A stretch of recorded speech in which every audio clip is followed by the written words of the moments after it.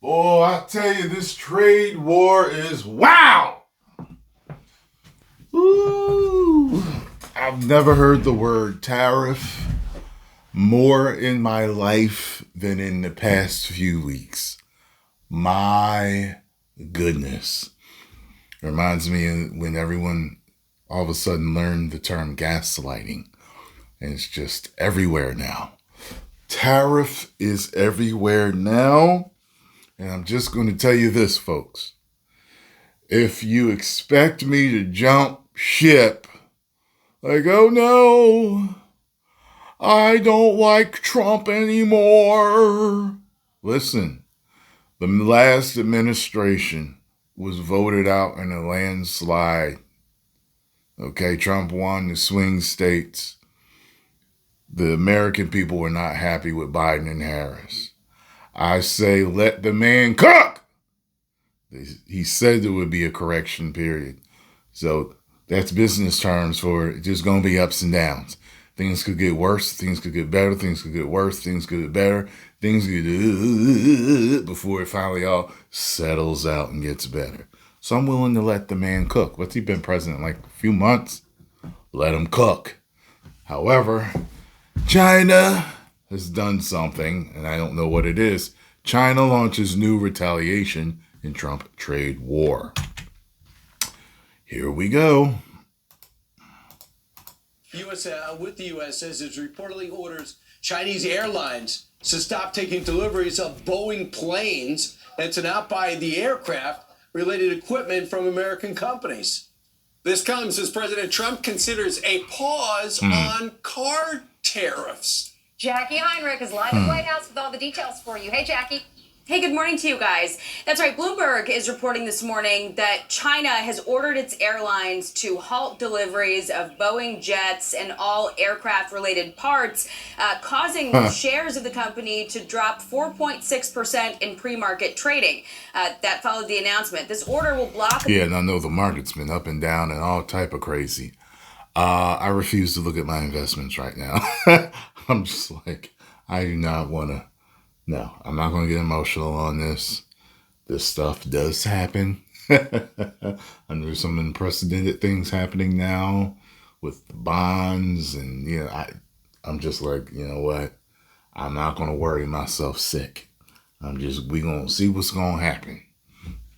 About 10 747 MAX airline jets from entering Chinese fleets. China's retaliatory tariff of 125% on American goods made purchases impractical, more than doubling the cost, according to this report. Meantime, Beijing is looking for ways to assist the Chinese airlines that lease the Boeing jets. This news comes... Every time I hear Beijing, all I can think of is, I'll slap you back to Beijing.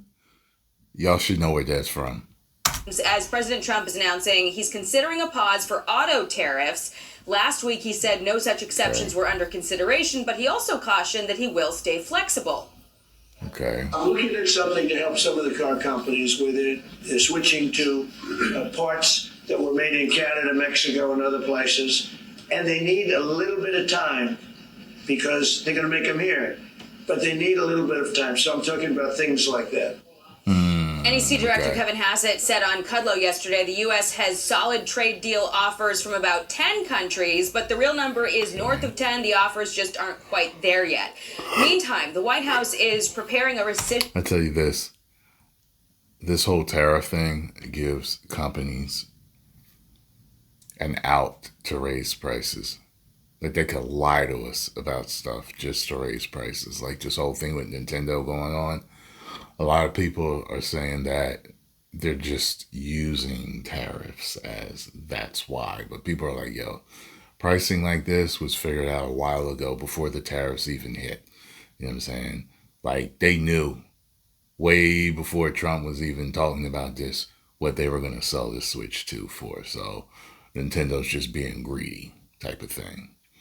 I don't know, but Vision package to codify DOGE cuts. Among the items on the chopping block, half the State Department and USAID budgets / One of the things with Doge, like they have a problem with Elon Musk doing this, but I was watching something the other day and they were talking about, they're like, they're like burning stuff, burning cars, doing this stuff. But none of the people, none of the government has denied this wasteful spending. They're finding all this stuff, but they're not denying it. All there's like, oh, Elon shouldn't be able to have, he shouldn't know this. Well, wait a minute. Okay, y'all fighting over whether he should know this info or not, or have access to this or not. But he's finding stuff that the American people don't want their money spent on. $26 billion in programs that promote democracy, support cultural institutions, and aid multinational institutions. That's according to Politico. Plus, the New York Post is reporting billions in federal funding for NPR and PBS is also on the chopping block. OMB Director Russ Vought saying, quote, since day one, the Trump administration has targeted waste, fraud, and abuse in federal spending through executive action, DOJ review, and other efforts by departments and agencies. Congress has expressed strong interest in supporting these efforts and requested the administration transmit rescissions to the Hill for swift approval. Now, formally transmitting these cuts from the White House will start that 45-day clock for the House and Senate to approve or reject the blueprint. According to the New York Post, the White House thinks that this package of rescissions will pass, guys. Well, you know what I'm so shocked at, Jackie? That it's just $9.5 billion. Like I thought we saved a minimum $250 billion. Why start so low?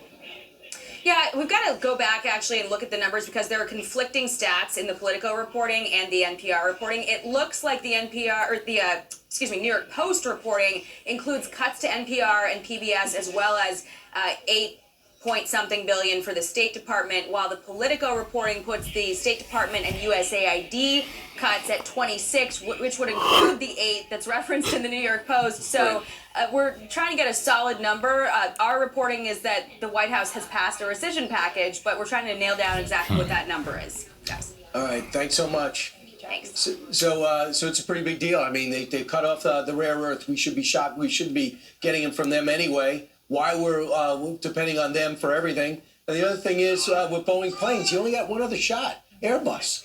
So it's either you want Boeing or you want Airbus, but Airbus just can't replace something that takes time to produce, Lawrence. Yeah, it's gotta be some pain here, Brian. I mean, there's just no sugarcoating it. I hate that it had to be this moment that we started doing manufacturing in our country, because it seems like in many respects we're just not prepared for it. Maybe the president can get some type of operation like Operation Warp Speed, where we start to produce at a massive scale. But I also think that it's just very interesting, as I made the point yesterday, that China is willing to stop planes when they didn't want to stop the planes when there was a pandemic going on. They could have notified the world. If China wants to get into action, they're showing that they can do it. I just hope we're ready for this fight. I think there's a lot of people, I'm going to be talking with diners later on today, that support the president because they feel like this is the patriotic thing to do, to make here, build here, and that they feel like it's a safety issue for our country. Lawrence, two things. Yesterday, Walmart said that they looked at the first earnings report for 2025. No negative effect from these tariffs. 70% of their goods are made in America, and that's what Trump's trying to do for industries. He's listening to the car industry. They're saying, can you rethink this? Can you pause this for just a little bit? And he's listening to the people. But a lot of people out in America, they love this. Everywhere we go, people are saying they love it. Trump did sit down with Rachel Campo-Stuffy. She asked him something that he said no one has ever asked him. Could the tariff money, could it replace our income taxes so that we wouldn't have to pay taxes? Listen. Las aranceles van a reemplazar el income tax? You're the only one that's asked me that. Come with it. Big financial geniuses, nobody ever. There is a chance that the money from tariffs could be so great that it would replace. That's what I'm waiting for. In the old days, about 1870. Yeah, I told y'all one of the main reasons why I'm down, because with Trump, he definitely is talking about getting rid of the income tax. Man, if he can do that, bruh, we would have a whole lot of money left in our pockets every year. And all of us could use to save some money. To 1913, the tariffs were the only form of money. And that's when our nation was relatively the richest. We were the richest. That's interesting. You'll be able to see Rachel's full interview with the president. It drops today, 4 o'clock on Fox Noticias, and she's got the interview. You know, and in talking, Lawrence, you made a good point. There's going to be some pain because of a variety of reasons. But we know big multinational companies like Boeing and the car companies, they've got plans to weather it. The New York Post today, their cover story is Mr. Trump saved my business. And what it talks about is how many mom and pop shops across the United States are in really big trouble. Small businesses account for 1/3 of all American imports. All the stuff that comes into the country goes to small businesses. And right now, a lot of the small businesses are having to either lay off people or hike their prices or close. And they're just not equipped.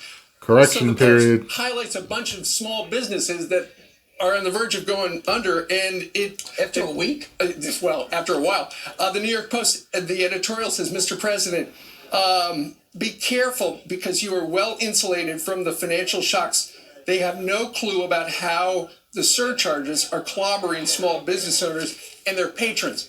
So while a big company has got deep pockets, it's the people who are living paycheck to paycheck as a small business operator that are really feeling the pain. A lot of them voted for Trump. A lot of them want the tariffs to work, but right now it just hurts. But it's projected pain because, I mean, we're talking about something that happened 4 days ago, 1 week ago, or, depending on, and the president's phased other things in. The other thing is the president's doing exactly what he said he was going to do.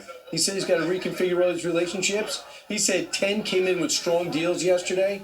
Also, that big story about NVIDIA, Lawrence, the chip maker announced it would produce supercomputers for artificial intelligence entirely in the U.S. That might be the #1 company in the world.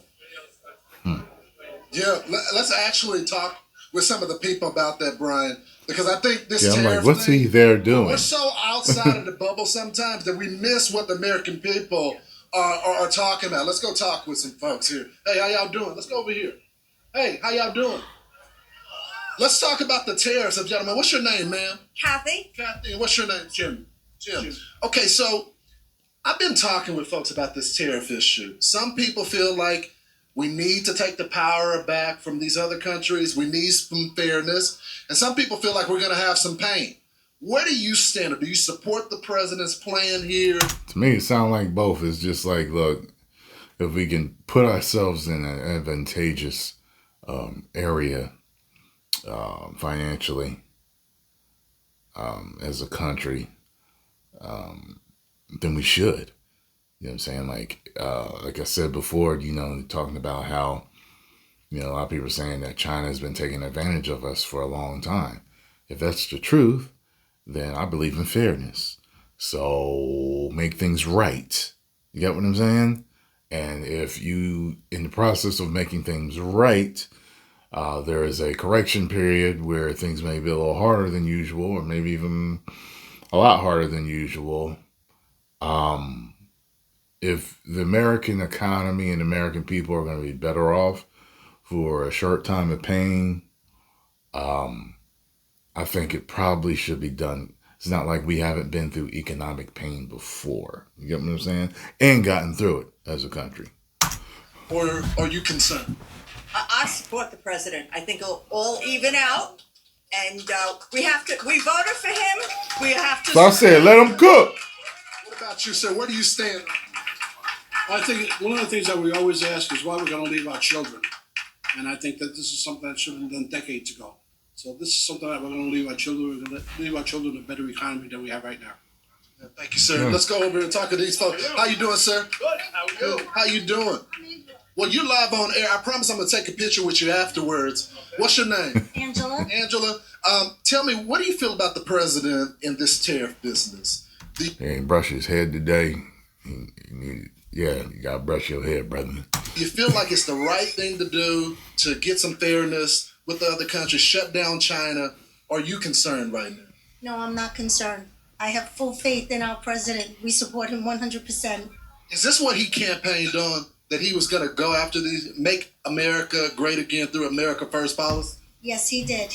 Where you stand, sir? He did say that. Absolutely stand behind the president. He did say that. And he actually, his masterful plan, played China like a fiddle.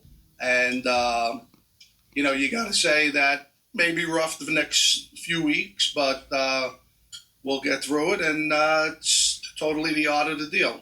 Well, we always do get through it, don't we? That's guys, what I just said. It's not just the people that support Trump. It's all these unions that are typically Democratic voters that are supportive of this tariff policy. So while Wall Street may be freaking out, and these people, they've acknowledged the pain as well, but they support the president's action right here because they feel like it's time to stick it to China, A, and number two, it's America first, not America last, guys. Well, all right, go. What I hope is that this trade war don't eventually end up sparking a physical war. You get what I'm saying? Oh, all right. Thanks for the They people. said the same thing that the diner patrons were saying to Brian last week when he was at a diner. They support the president. They trust him. Anything's better than what we had over the last 4 years. So they're giving him time and letting it all shake out. Yeah, and Lawrence, by the way, there are a lot of people talking about your walking. It's a lot of good walking. It's a lot of good leaving and walking. It's some great walking. It's a very deep embassy down there. Yeah. Some great walking.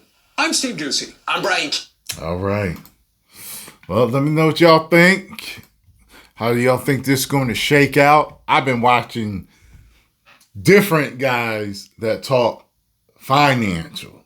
You know what I mean? And I'm just like, some of them, it seems like more are fearful than not. So we'll just going to have to say, I'm going to let him cook. I'm not concerned yet. We'll see if I need to be concerned. We'll see. 10 million subscribers. Woo!